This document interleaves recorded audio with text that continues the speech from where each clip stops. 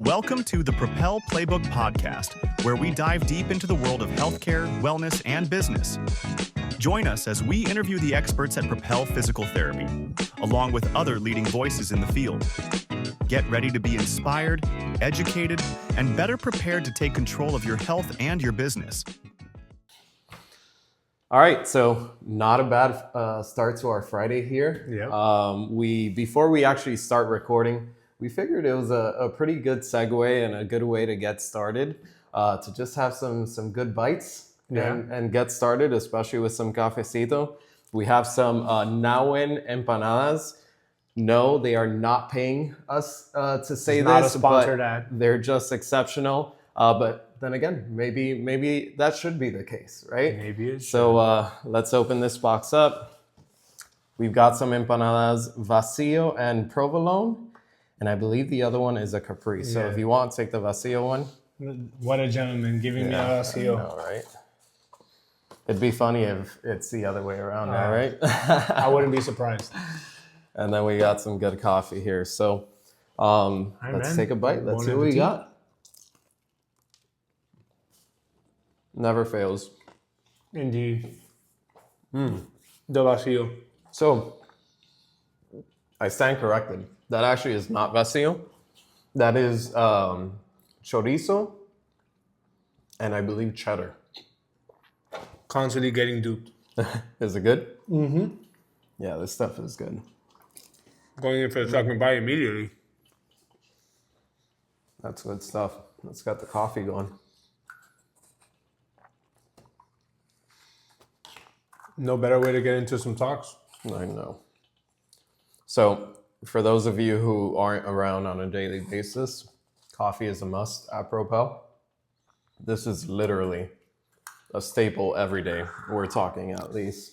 Obviously once during lunchtime, but at some points, 2 to 3 times a day. So If you ever get a chance to come by the Doral location, a bunch of athlete posters everywhere, but one coffee poster that states more espresso is less depresso. So I couldn't agree more.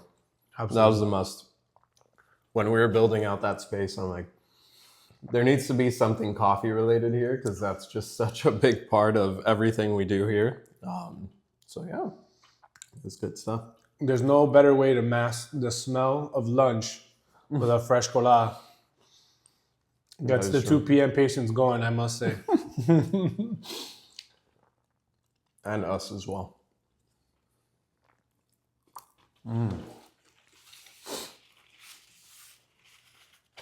I will say, the chorizo and cheddar, first time having it, and it's very good. But cheese and onion, number one in my heart. Yeah.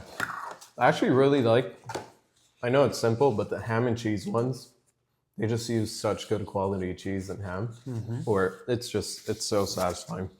So again, if you haven't been there already, if you're in the Doral area, Nauen is an absolute must. I'm sure if you're listening to this and you live in Doral, you've probably already been there 2, 3 plus times. But for those people who do not live in Doral, it's worth the drive. Definitely should check it out. So let's get this going. Breakfast food, pastries, all other types of baked goods and pastries won't disappoint for sure. Yeah, even the lunch is really good. Honestly, just a staple here.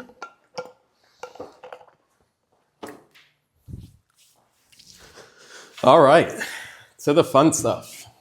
So this is what would be the second time that we get together here. Correct. And start filming this podcast style video. And one of the things that we set out to do today was talk about things that we enjoy, things that we're passionate about, but also will offer a little more insight on who we are as individuals, who we are as a company, and also just from a physical therapy standpoint, where we see our profession going, where we are right now. And I think that's just going to be a good way to reach our audience and give some of our expertise and our knowledge. So I'll go ahead and get us started. The first question I have is for you, Angel. and I want you to kind of take this on because I think this is right down your alley. But what are some of the biggest misconceptions about physical therapy that you wish people actually understood?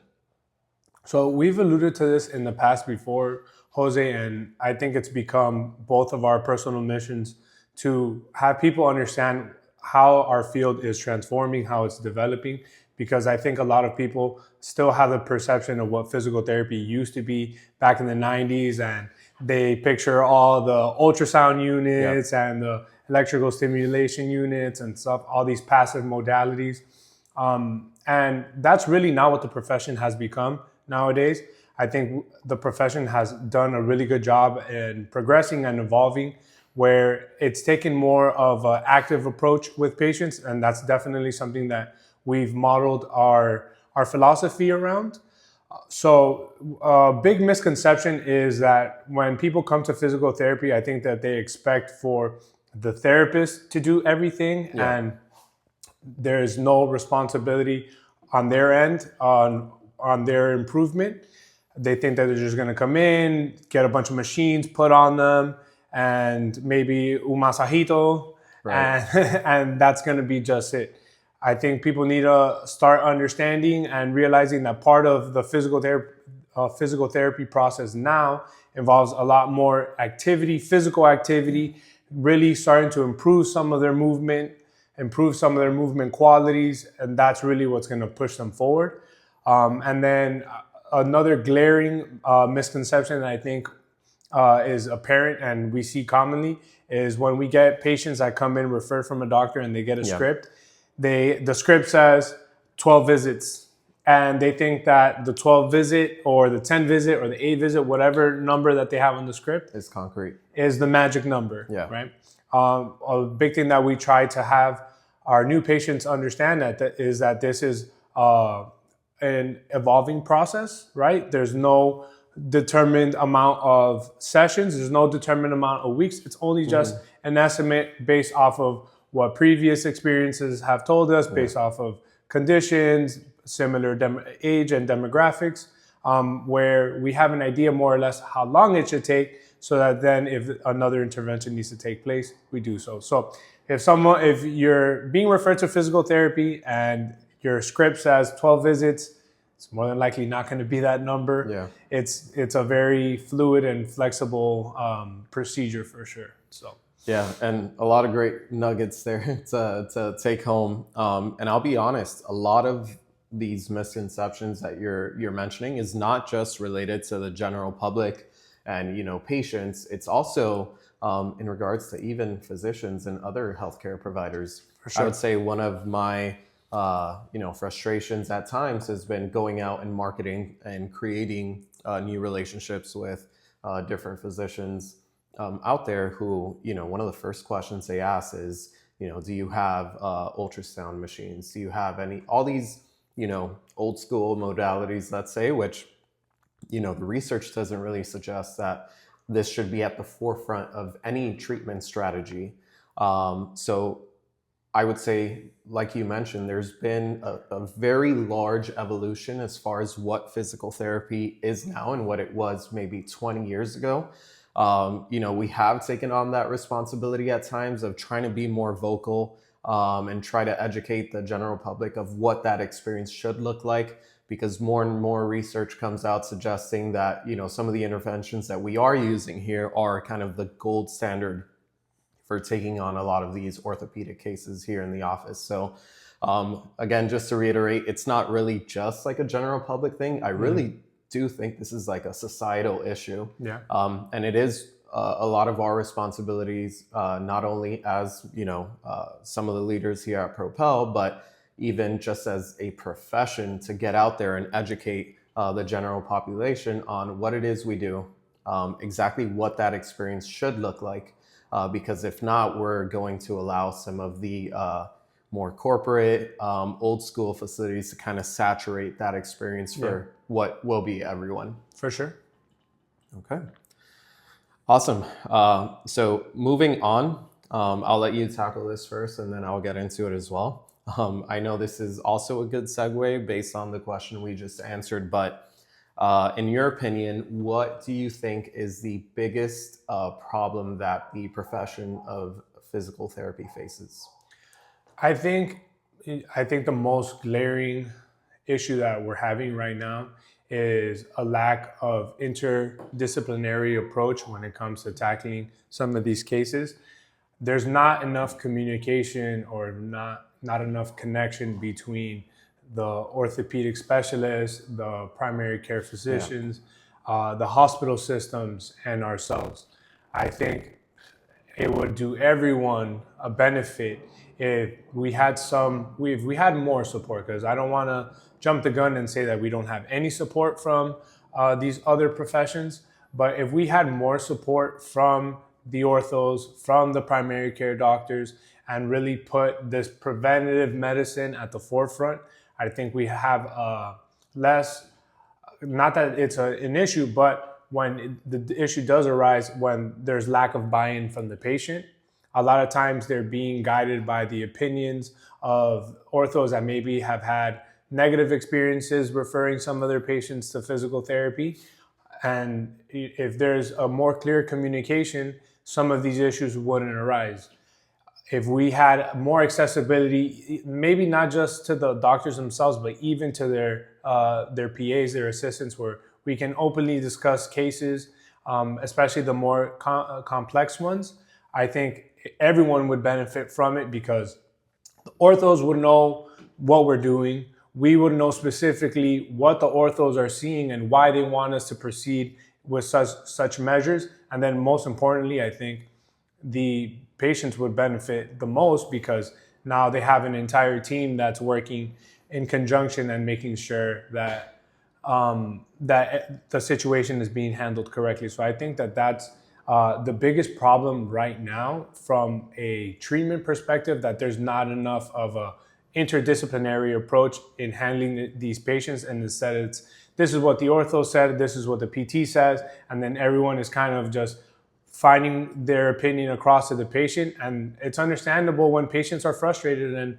they don't know what avenue to take, who's giving them the right answers, because they're getting some from all angles. So for sure, I think that's the biggest issue right now. Yeah, and that makes sense. Having that sense of camaraderie amongst different healthcare professions to know that you are doing what you need, in your power to help patients, but also kind of offering that approach, like you said, interdisciplinary approach of having everyone tackle the patient's case together to make sure that you are doing what you can to get them better. Ultimately, obviously, that's the most important thing. I'm going to just add one more thing, because I don't want it. I know the question is tailored to something negative, but because we're addressing a problem, but I want to address the positive side of it, because we do have relationships with some orthopedic doctors, with some PCPs, and you can see how much better the treatment is, the approach is, the response from the patient is when they've gone to the ortho that we have a relationship with. They tell them, hey, go to this PT place. I trust them. I know that they know what they're doing. And their approach when they come to us is completely different from when they have, when they were recommended to do PT by maybe a loved one, but it wasn't directly from their doctor. Yeah. And then when it comes to a conflicting opinion between the doctor and ourselves, they typically tend to side with the doctor. So it's definitely, it could be used as a positive light for sure. Yeah, and that's a good point. Going back to the question now to try to offer a slightly different perspective, I would say that one of the bigger problems that we face in physical therapy, but honestly, I think in healthcare in general, is the fact that healthcare professions are, I hate to say it, but extremely bad at business and marketing. Even when you talk about sales and marketing to most healthcare professionals, it's almost like they're dying to get away from that conversation. And then you look at other fields, like even personal training, wellness, look at Stretch Zone and a lot of these other local gyms. They're doing an exceptional job at even just social media marketing, right? Mm-hmm. Letting people know that, hey, we are here. And then you go into healthcare. How many of your primary care physicians are on social media? Not a lot. How many orthopedic physical therapy practices are posting consistently every day? Now, go across the street, look at a well-recognized local gym and see how many times they're posting. We know several gyms that are posting over 100 times on their story in one day. I won't mention them, but they're flooding my feed often. Yeah, so. but good for them, Yeah, right? absolutely. They're making it known that number one, they're there, and number two is that they are an authority in what they do.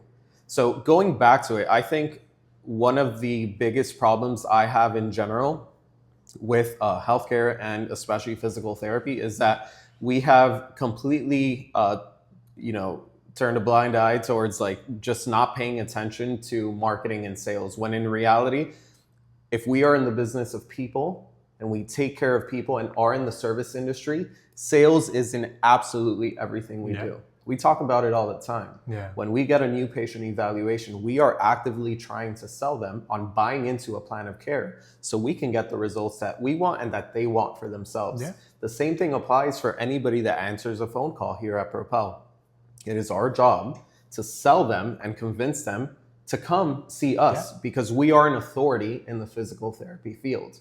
But that is sales, and everybody is so cautious of like being too salesy, but the reality is that it doesn't have to be that way. Yeah. So now we go back to like the marketing standpoint.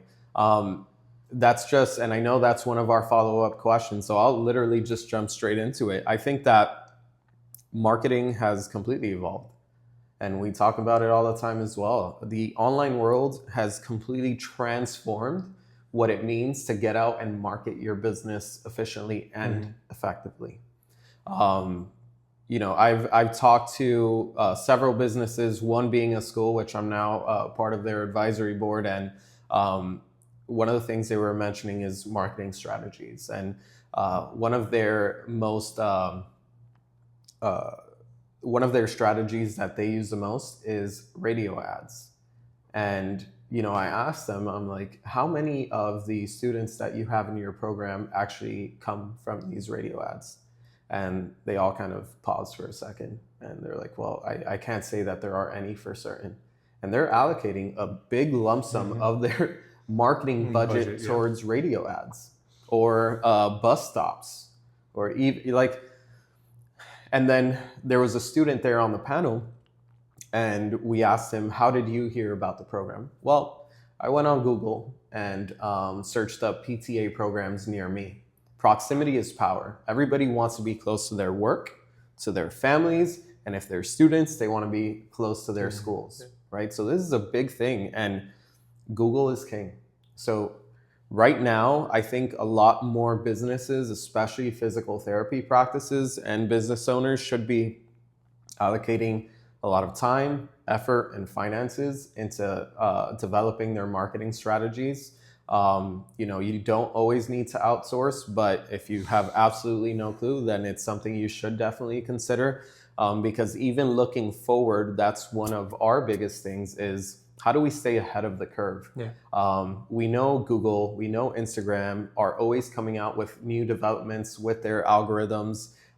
So it's something that you really have to continuously look at and see what's working. And then even when it comes to social media, one of the things we always talk about is we have to take this as a trial and error experience. You have to be willing to try different things on social media to see what sticks, what works. If we come out with the same exact content day in and day out, even if we're doing it consistently, it'd be kind of naive to think that we're going to get different results if we're doing the same exact thing every time. So trying to stay ahead of the curve, seeking out additional resources, I think something that every physical therapy practice has, because going back to our previous point, like we have a responsibility to tell the public about who we are and what we do. Yeah. And the only way we do that is to stay up to date with new marketing trends as well. For sure. I'm glad you touched the topic of social media, because that is one of our main drivers of marketing. That's something that we invest a lot of our time into. And in like the early days of our social media content creation and stuff like that, we were tag teaming, but we didn't really know what we were doing. Yep. We were kind of just throwing stuff at the wall and seeing what's stuck. But for those of you that are listening that have your own businesses and want to get onto social media and don't know how, we both are big fans of Alex Hormozy, and something that he speaks on heavily is just start, just put something together. It's not going to be perfect initially. It's not going to look great, but at least you get to get your foot in the door, right? I think a big part for me personally early on was getting rid of the fear of being judged or putting myself out there. And I think that that's something that a lot of people struggle with, because you're putting yourself on this major platform where you're going to be exposed 100%. But there's a lot of power in that, and that's something that I try to pride myself in, and it's what helps me to continue to strive in this part of our profession. Is, at least we have the courage to get up there and put ourselves out in front of it, because it's not easy. But if there's a silver lining, it does get easier, right? Like, your ideas become a little bit more crisp. You find ways to edit your content a little bit better. And then there's so many tools that we utilize now to ensure that our quality continues to improve. And it's not where we want it to be right now, but it's definitely not where it used to be a year or 2 years ago. So for those of you that want to continue with some marketing and are afraid to get started, trust me, just do it. It gets easier. And if you guys ever need any help, we're more than willing to help as well. So yeah, and some of those fears obviously still come into play. We're doing something new here, doing these kind of recordings. For sure. I know it's something we're always thinking about, but especially me, even just recording and speaking here, all the filler words that we use, whether it's like, or whatever the case may be, like that one as well. So it's definitely just getting out there, trying it. And it goes back to the same thing. You just have to take this as a trial and error experience, try new things, because everything is in the reps, right? Yeah. If you get more repetitions with everything, you're only going to get more comfortable, and it's only going to improve that experience. So I think this is a good transition to now go into Propel, right? For sure. So I think we laid out a good foundation of like what are our biggest pitfalls and problems we have with the profession. What are some of the misconceptions that we see? And now just talking about Propel more specifically, I actually just got done with a business program with Goldman Sachs. So shout out to that program. Goldman Sachs 10,000 small businesses. If you are a business owner or an entrepreneur, there are some qualifications you need in order to be able to apply, but an absolutely phenomenal question. And one of the things they had us do early on, and it happens all the time, is lay out our UVP, our unique value proposition, and talking about who you are, what you do in a short amount of time, right? And obviously that question depends on who you're talking to. If I'm talking to somebody in our community that probably has no idea what physical therapy is, my definition would be different than if I'm talking to a physical therapist.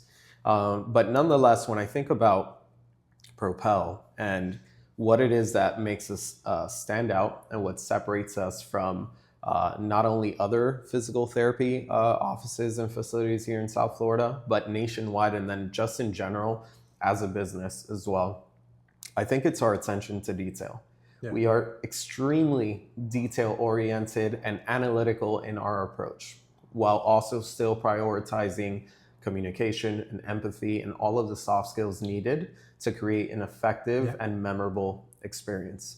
But when I look at other physical therapy practices, at least here locally, we spoke about it in the previous podcast, and just in general with healthcare, I think there's been a huge shift to prioritizing speed and efficiency and volume, right? And while I understand some aspects of that, because now being a business owner, I understand you need to do certain things and meet certain demands in order to keep the doors open, keep the lights on. I think there has to be a balance of meeting those requirements and being able to operate efficiently and well from a business standpoint, but also you have to also prioritize the quality of care you're doing in physical therapy. A big problem that I had working as a physical therapist in other practices and just having an eye out for, the kind of service that other places provide was that, it was hard to be an employee and a practitioner at a place where you're constantly seeing 3, 4, 5 patients every hour. We go to school for 7+ years to develop this entire knowledge base to be able to treat patients well. And you get out into the field and you're not even allowed to critically think. Yeah. So I knew that at the forefront, like we say this a lot, we do offer a patient-centered service, but we are very much team-centered in our approach. So we want to make sure that if we provide a good work environment for our team members, then the service that we provide, it's going to ooze out of them, and they're going to want to create a great experience under the Propel umbrella. So putting the team first has been a big shift in our mentality, because we already provide the tools and resources for them to do a good job. So then when it comes to Propel, having a team that is fully bought in, we also have a lot of values that we hold dear and close to our hearts. Number one is providing, that individualized approach to patient care and making sure that patients know that when they come into our office, they are the absolute most important person in that room. And they have our 100% attention when we are sitting in front of them and taking a history during an evaluation. And setting the standard from that first visit and making sure that they know that we are there to take care of them and get them to where they want to be. If I'm there doing an evaluation, I have 3 other patients there at the same time, they know they're not a priority. Yeah. So doing those one-on-one evaluations is extremely critical for us. On average, our therapists see 1.6 patients per hour. So, that's under 2 patients an hour. So they're able to come out here and provide a level of care that if they were seeing more patients, they simply wouldn't be able to. And I think we're, in a way, kind of pioneering a new model in certain ways where we do consider ourselves more of a hybrid model. We do work with insurances. We are in network with a lot of insurances. We also take some insurances out of network. And, I think health insurance literacy amongst our community is very low. I think that's a separate issue in itself and something I'm pretty passionate about as well. But I think a lot of people don't know that they do have out-of-network benefits and what that entails, because especially here in South Florida, we're looking at a lot of these payers trying to undercut and cut reimbursement for a lot of providers. And you're seeing more and more facilities cut certain insurances from what they offer because they simply can't pay their therapists, and then they're forced to get into that 3, 4, or 5 patient model. So we're trying to create an environment where our therapists are able to stick to the same values. We're able to keep our doors open and grow at the capacity and at the rate that we want, while still providing the care that we need. So again, kind of going back to it in general, I think what makes Propel different than other PT providers in the area is simply that we provide an individualized experience. We take your hand every single step of the way. There's very little gray area in terms of our experience. If a patient calls in and schedules an appointment, we are calling them back within the hour to let them know what their copay is, how many visits they have per year, if we need an authorization. We spend absolutely no time in that gray area because patients want clarity. What they care about is getting better. So if you put obstacles along the way, or if you leave a lot of room where they're not hearing from you, they're going to look elsewhere. They want to be taken care of. And that's really what we set out to do from the beginning. And I think that's why Propel is a special place. I don't want to restate everything that you so eloquently just stated, because it's a lot of the same things, but I'll speak a little bit more from the clinical side. And just something that you mentioned is we, from our perspective in ownership and leadership, it's our priority to make sure that the business is doing well and that we can continue to grow. But the most important thing is that we've made it a priority to not sacrifice quality. Yeah. And I think that that's something that permeates through our team. every single person that works with us has to have that genuine desire to get people better, right? And we want to create a model where our team can do that through and throughout without feeling like they're overwhelmed with work, feeling like there's too much on their plate that they can't handle. Because I think that that's the biggest drawback in our profession. You have some of the most talented therapists, some of the brightest minds, and all these tools in their toolbox of how they can tackle these cases from a variety of approaches, and they simply can't exercise that because of the volume of patients that they have. In our opinion, we feel like the decrease in volume per therapist is the path to creating that proper care, because while also staying accessible, right? Because I think that's the big part of it. And you talked about the hand-holding process from getting into the clinic. We also do a good job in the hand-holding process when we're no longer the providers, right? Yeah. Sometimes we have cases that get to the point where we tried conservative treatment, and unfortunately for these cases, surgical intervention is likely the final result.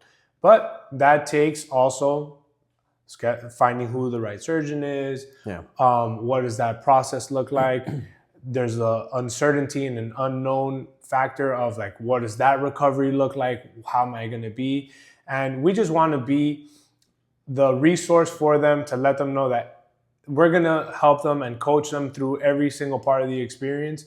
And we're not just there to see them while they're in our four walls, and whatever happens outside of it is no longer our problem. I think that that's a big part of where we want to be different and provide some quality for sure. Yeah, that makes sense. One of the things, Angel, that we have long preached, not only amongst ourselves, but within our team, has been growth.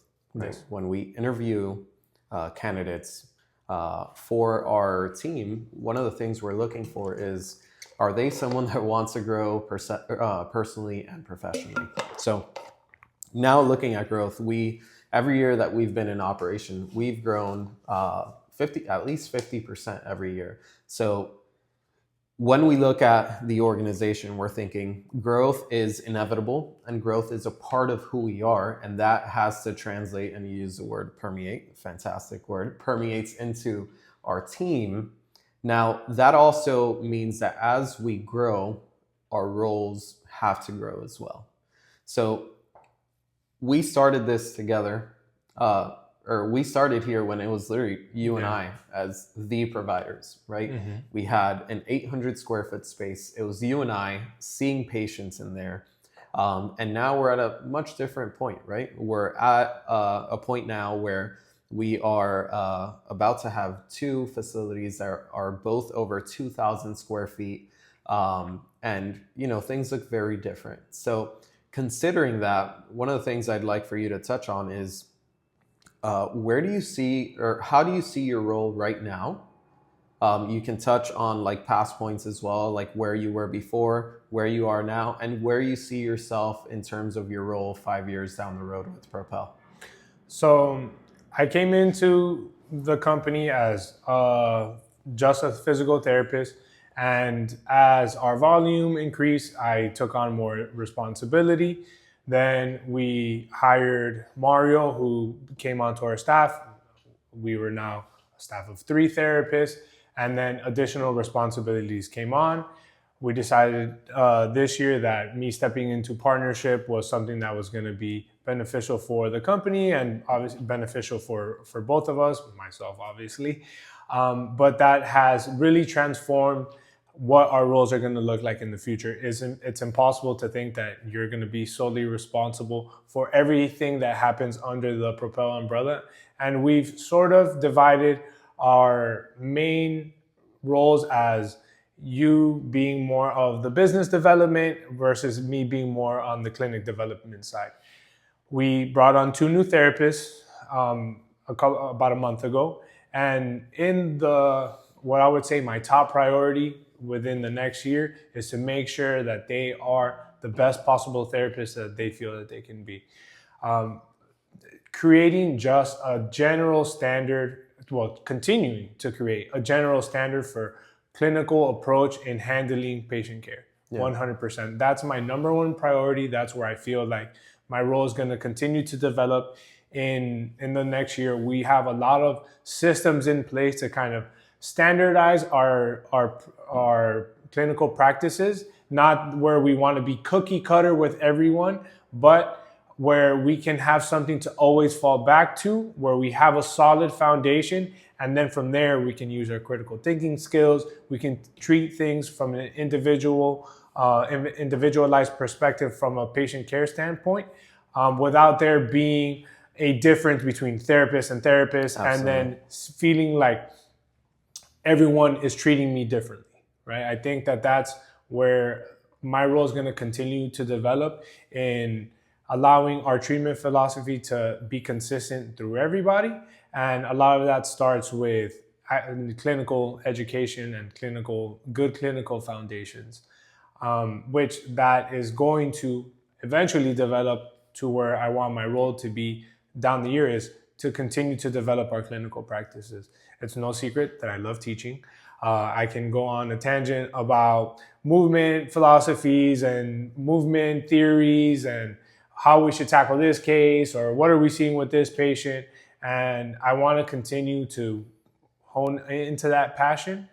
I see us being a clinic that is involved in continued education in our field, giving the opportunities to our team and our therapists to find their own lane in education and really dive into some of the things that they want to strive to be expert in, whether if it's sports, whether if it's orthopedics. Maybe someone wants to go a little bit more in the neural route. Maybe someone just wants to specialize specifically in postoperative protocols. But just to continue to be a resource for our team and allowing them to find their own voice, their own role, and allowing them to develop as much as possible from the clinical perspective. I think that that's really where I see myself moving forward, and just something that we've talked on, and we feel like it's appropriate for sure. Yeah, and just to reaffirm a lot of what you mentioned, starting this on my own at first, you wear a lot of different hats within the business, and as you continue to grow, you realize that, number one, there are things that you really enjoy, but there are also things that you have to be completely honest with yourself and know that, maybe that's not your strong suit. So when you came onto the team and you took this on as a challenge, and you really poured your heart and your mind and all of your efforts into Propel, it was easy to see the value that you brought, right? So I love how you stated it, saying that, you really enjoy and want to go more into the clinical development side. And I like very much so the business development side, essentially everything containing branding, marketing, and business growth in general. And going into that a little bit, I think when time passes, you kind of realize, number one, what you're good at, and even subconsciously, what you find yourself finding out more about. I didn't realize how much I actually enjoy, marketing, sales, branding, numbers. That's been quite clear that I'm more analytical than I thought I was. Systems, processes. So I love the idea of, now and down the road, continuing to pour everything I have into this, because we know that both of these roles are equally as important, for sure, to see the business grow to where we want it to be. So again, growth is something that we probably use 100 times a day, but just because it's part of our identity. Like, we think about Propel, the arrow pointing up and forward, like that signifies growth. Yeah. And we really want to continue to work towards that. I would say the biggest lulls and moments of just not being clear and not having clarity in my life have been the moments that I'm not working towards something.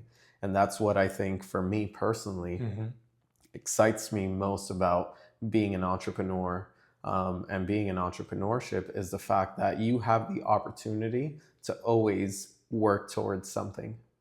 And that's something that we're always looking at Propel. We're always looking for the next expansion, and down the road, we're going to look for, the next practice location. So with that, I think our roles are continuously going to develop. And I think that's an extremely exciting thing, especially knowing that we both have our strengths and our passions. I think that is just a great compliment to our organization and what we bring to the table. So we have two things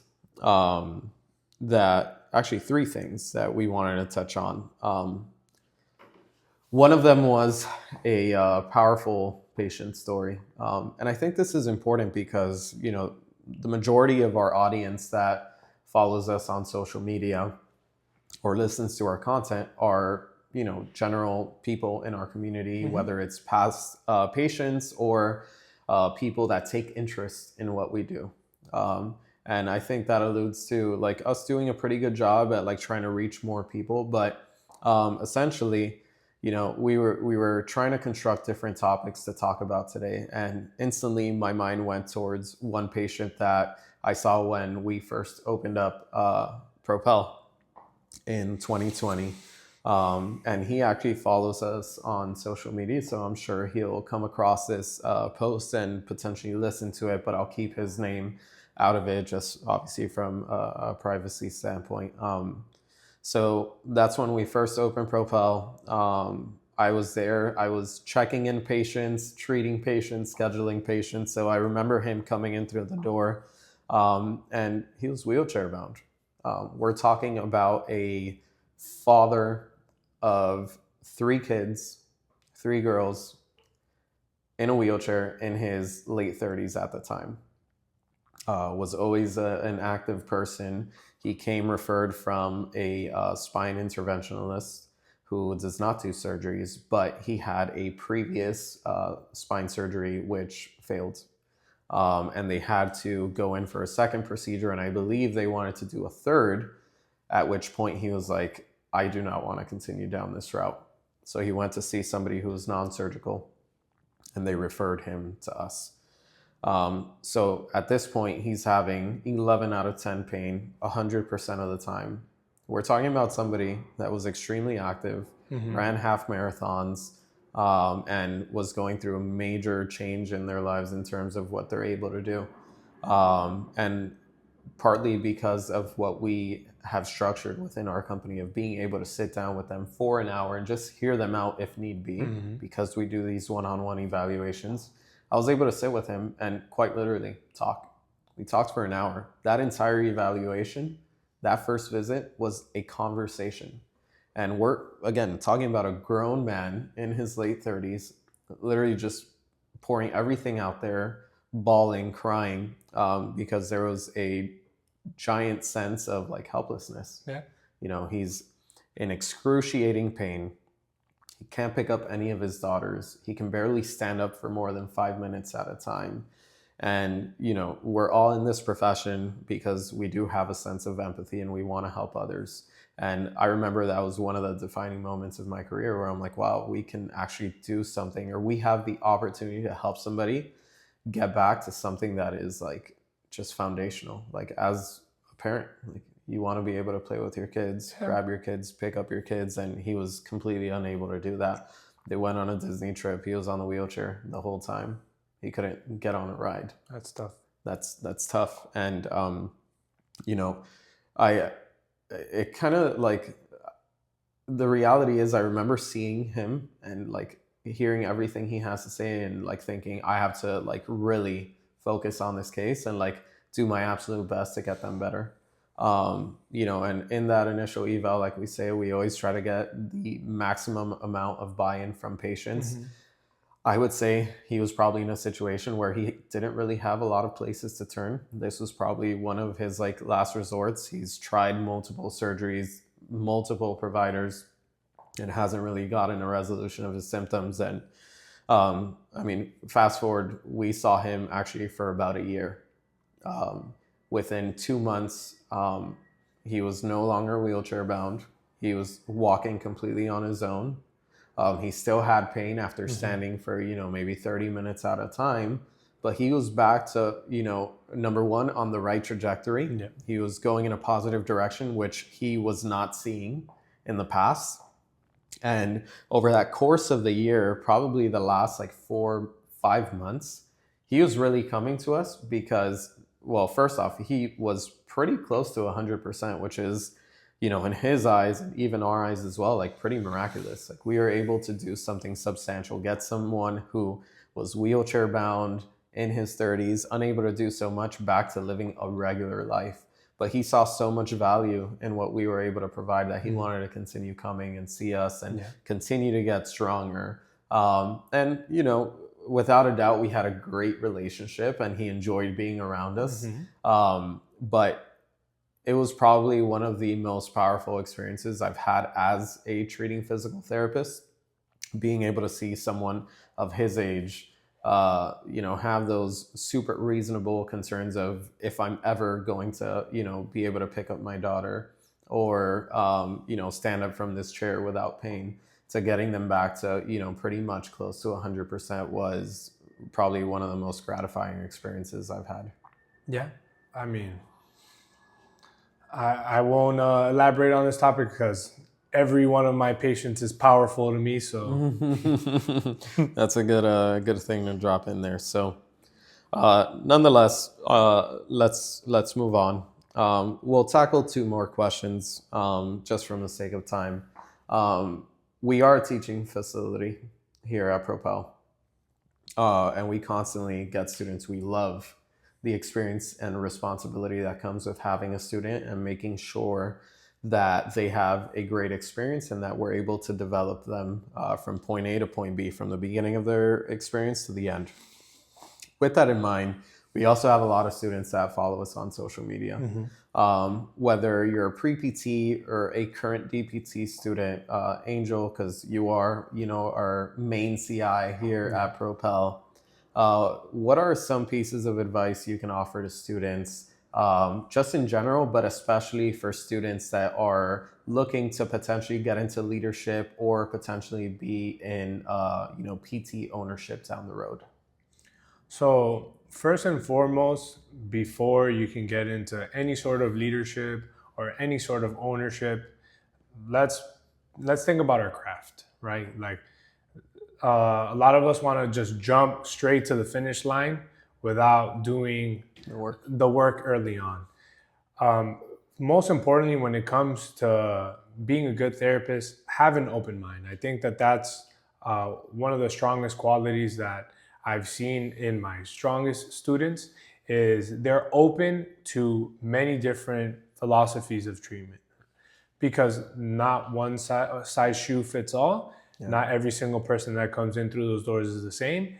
Even if they have the same pathological condition, however you want to look at it, every person is their own individual case. And there's several approaches to treat people differently. So I think that's the number one thing. And with that in mind, try to find as many different resources possible to improve your set of skills. I come from the strength and conditioning background, and a lot of my principles are rooted in that, because eventually, once people are out of that acute phase, a lot of them want to get back to doing higher level activities. So a lot of my foundations come rooted in that. And in my years, I have followed a lot of different strength and conditioning coaches and stuff like that. And I've always been amazed at how intelligent and insightful some of these strength coaches are, more than some physical therapists. Yeah. Some orthopedic doctors, they know more simply because they've put in the time to read, listen to the opinion of others, not discard someone's opinion just simply because it doesn't align with them, but instead looking at, well, why do they have this approach and how could they potentially influence the way that I treat my patients? I think first and foremost, that from a treatment standpoint, that's number one, right? Keep an open mind, but still be consistent with your principles. The old adage, stand for something or fall for nothing, right? So, be solid with your principles and then find things that can only refine those principles to make you a better therapist down the road. From a work quality standpoint, I think my biggest advice for someone wanting to get into leadership is, one, having self-awareness. I think that's the most important thing, right? I think a lot of times we perceive ourselves one way, and that might not be the way that others perceive us. Yeah. So we need to be open to the notion that what we consider ourselves to be might not be what someone else thinks of us. And putting the best foot forward. I think a big thing for me early on was, when I stepped into this role, I wanted to attack every single day as if I was the owner of Propel, right? I wanted to obtain all of the skills necessary that would require me to be an efficient leader, an efficient owner, right? It's easy to eventually become a capable therapist, right? Mm-hmm. But there's a lot of other skills that you need in patient care, handling the entire business in general, that unfortunately doesn't get talked about enough when we're in the program, because we're just trying to become a physical therapist. Yeah. So I think that would be the most important thing. It's like no secret, we've had this conversation before. I wanted to develop the skills where, for whatever reason, one day you and I decided to part ways, I felt that I could, and I wanted to do my own thing. I felt competent enough to at least know where to get started, right? I think that, and that heavily ties into awareness. You need to be aware of what your weak points are, what your deficits are, and then your strengths. Everyone loves their strengths, and people don't want to point out their weaknesses. But if you're aware of your weaknesses and you can build on them, that is the key to moving into leadership, right? And most importantly, humility. Yeah. Like being humble for sure is one of the most important things. You have to be able to, do the work first, to then be able to be in a position of leadership where you're going to have some subordinates, because that's going to really shed some light on how to treat them, because